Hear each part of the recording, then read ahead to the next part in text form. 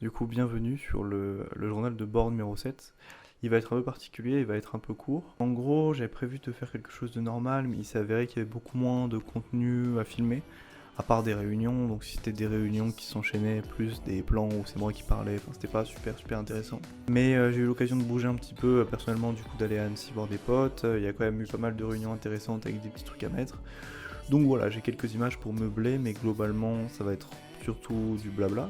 Mais c'est pas grave, parce que du coup, c'est l'occasion de parler de quelque chose d'un peu plus important et que je trouvais peut-être un petit peu trop gros pour juste le glisser à un bilan après 15 minutes de vidéo, donc je vais en parler là. En fait, on a eu une situation un peu particulière, on a été face à un problème.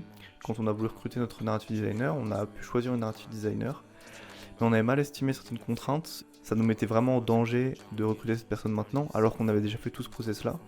En fait, ça va faire sortir quelque chose, c'est que tout ça, ça aurait pu ne jamais se savoir. On aurait pu le tourner de façon plus discrète, on va dire. Et ça pose en fait le problème et la question de la transparence dans une société. Depuis le tout début du projet, on a décidé d'être à 100% transparent. En fait, c'est un moyen pour nous d'impliquer l'équipe et de se sentir vraiment groupé dans un projet commun. Sauf que dans les faits, tout le monde n'est pas associé à la boîte, on a tous des contrats différents. Sauf que plus ça va, plus on se rend compte que ça pose des problèmes. Donc ça pose des vraies questions, parce que même cette transparence-là, je la porte même jusqu'ici, justement, dans des journaux de bord. Il y a des points positifs et des points négatifs. En fait, les points négatifs qui sont ressortis, déjà, c'est celui-là, c'est le premier, c'est qu'en fait, être transparent, même avec toute la bonne volonté du monde, ça met en relief tous les petits défauts qu'on peut avoir. Donc si on a été nickel sur un point, mais qu'on va tout expliquer à tout le monde, ce qui va ressortir, c'est le moment où il y a eu un petit problème, où on a mal compris quelque chose, où on a peut-être mal communiqué.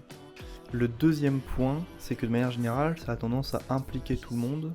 Donc c'est un point positif, mais c'est aussi un point négatif, puisque ça peut donner l'impression justement de ne pas être compris ou entendu. Je sais pas, on va discuter de telle personne à recruter ou quoi, et du coup, on va écouter l'avis de tout le monde, mais finalement, forcément, la décision, elle va plus venir de moi et d'Adrien.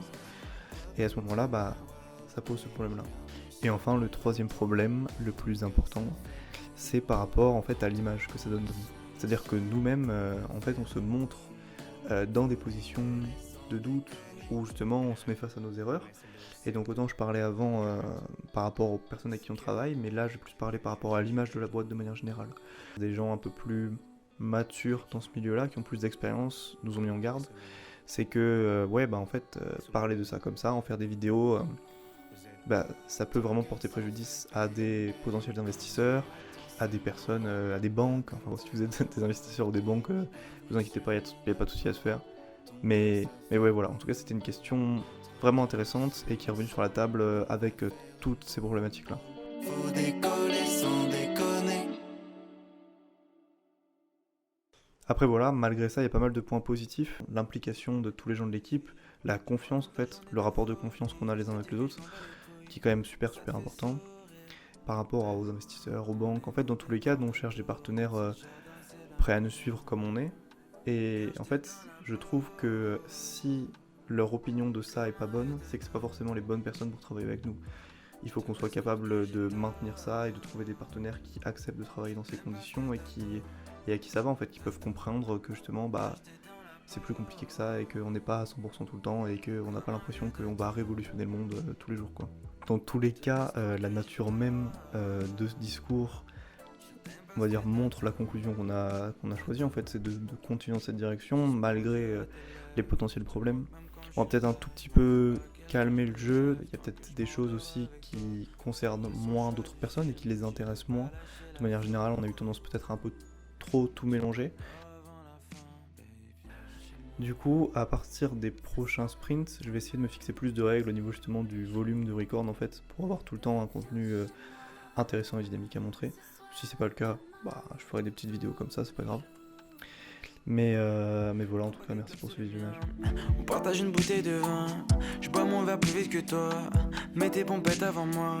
Je te dis je t'aime quand tu dors. Car je veux pas que tu prennes la confiance. Oh.